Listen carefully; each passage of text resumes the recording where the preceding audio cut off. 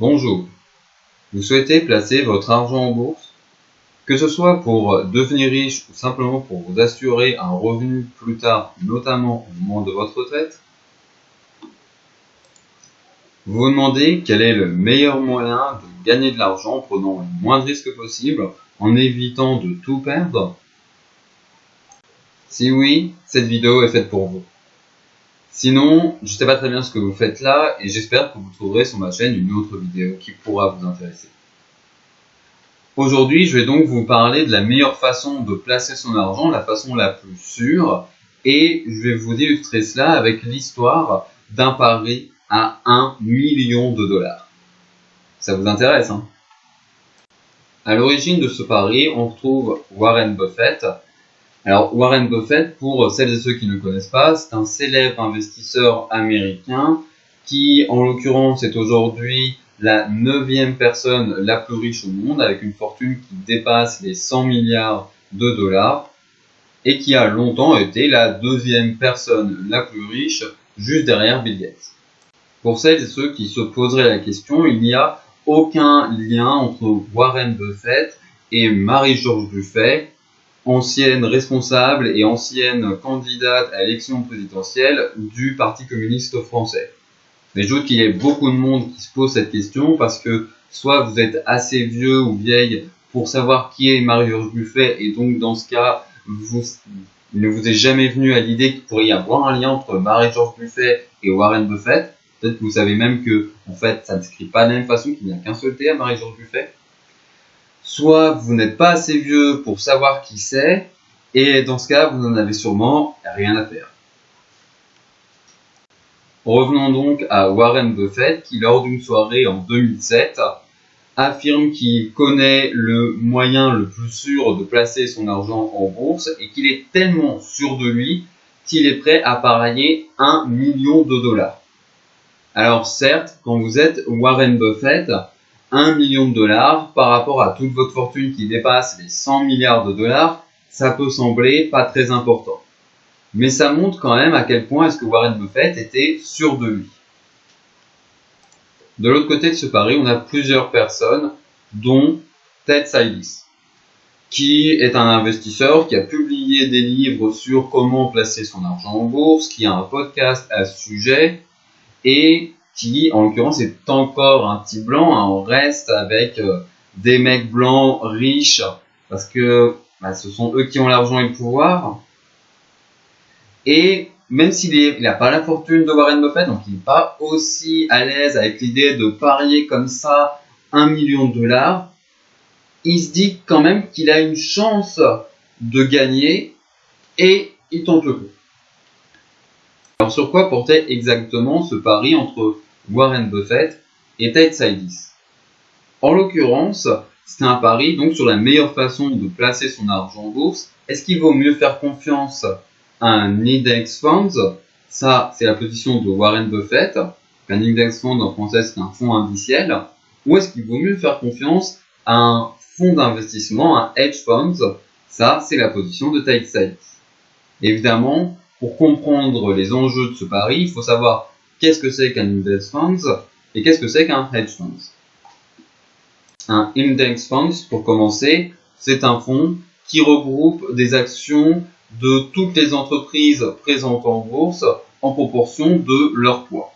Et donc qui, en gros, représente l'évolution en moyenne des entreprises présentes en bourse. Donc quand, dans l'ensemble, la bourse et les entreprises présentes en bourse ont plutôt tendance à augmenter, la valeur de l'index fund augmente. Et quand, en moyenne, ça a plutôt tendance à descendre, la valeur de l'index fund va descendre. Donc c'est juste quelque chose de moyen qui représente l'évolution du marché boursier. De l'autre côté, un hedge fund, un fonds d'investissement, c'est une entreprise qui va gérer votre argent à votre place et qui va donc essayer de le placer de la façon la plus intelligente possible en essayant donc d'acheter des actions de la part des entreprises qui vont voir leur valeur augmenter et en vendant les actions de la part des entreprises qui vont voir leur valeur descendre. Et donc là, au lieu de vous embêter à vous-même, essayer de dire est-ce que il vaut mieux que j'achète ça, que je vende ceci, etc. Vous faites confiance à des personnes dont c'est le métier, qui sont spécialisées dans ce domaine, qui sont habitués à gérer des sommes très importantes et qui, du coup, généralement, sont capables de gagner beaucoup d'argent.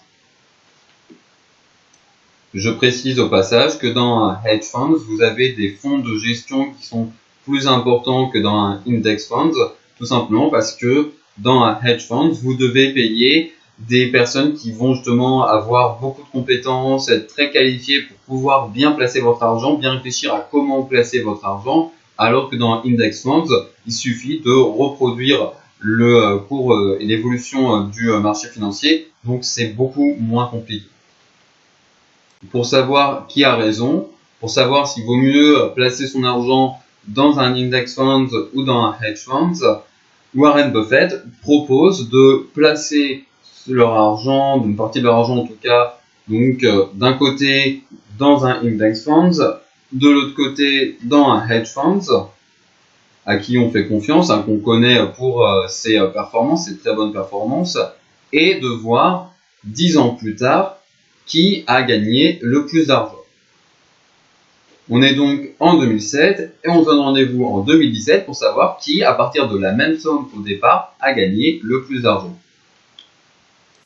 Vu qu'on commence en 2007, ce pari va rapidement se heurter à la crise des subprimes et les deux vont perdre de l'argent. Mais à la limite, ça c'est pas tellement un problème. La question c'est qui va perdre le plus d'argent plutôt qui va en perdre le moins. Et en l'occurrence, dans un premier temps, c'est le fonds d'investissement, le hedge fund, qui s'en sort un peu mieux ou un peu moins mal en tout cas que le fonds indiciel.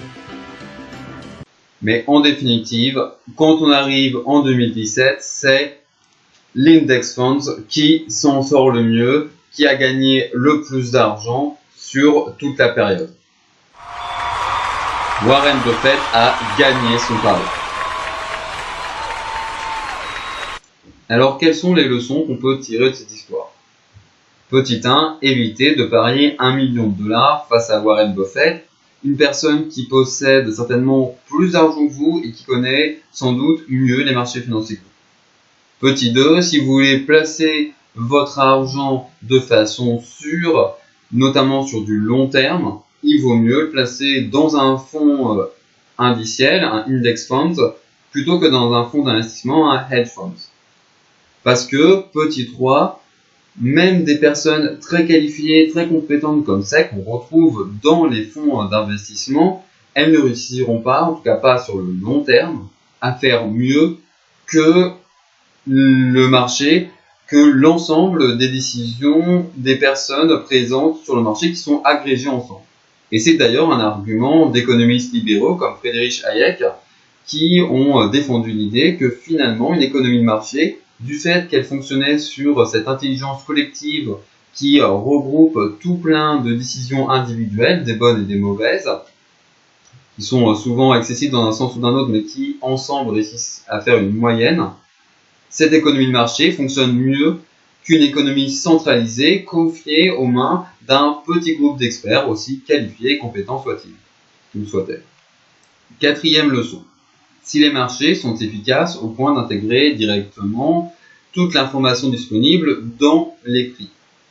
Le seul moyen d'espérer les battre, c'est soit d'avoir accès à des informations auxquelles ils n'ont pas accès, qui ne sont pas publiques, mais vous risquez alors de tomber dans le délit d'initié, ce qui, comme son nom l'indique, est un délit et donc est illégal. Soit vous prenez des risques et vous pariez que le marché surestime ou sous-estime telle ou telle action. Mais on est vraiment dans l'idée de spéculation, de prise de risque, et que certes, vous pouvez vous fonder sur des éléments concrets, mais que fondamentalement, c'est un jeu de hasard.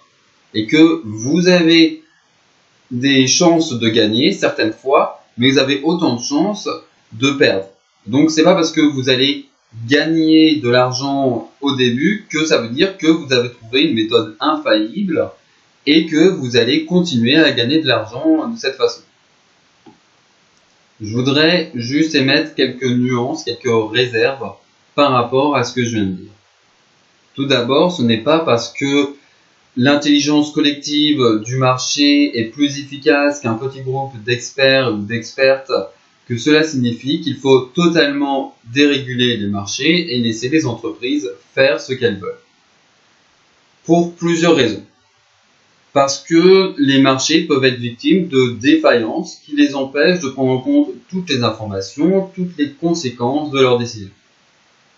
Mais aussi parce que si on laisse les marchés fonctionner de façon totalement libre et dérégulée, on peut se retrouver dans une situation de concurrence imparfaite où une entreprise ou un petit nombre d'entreprises va dominer et contrôler le marché. Et on va en fait se retrouver dans cette situation où on a un petit groupe de personnes qui contrôlent le marché.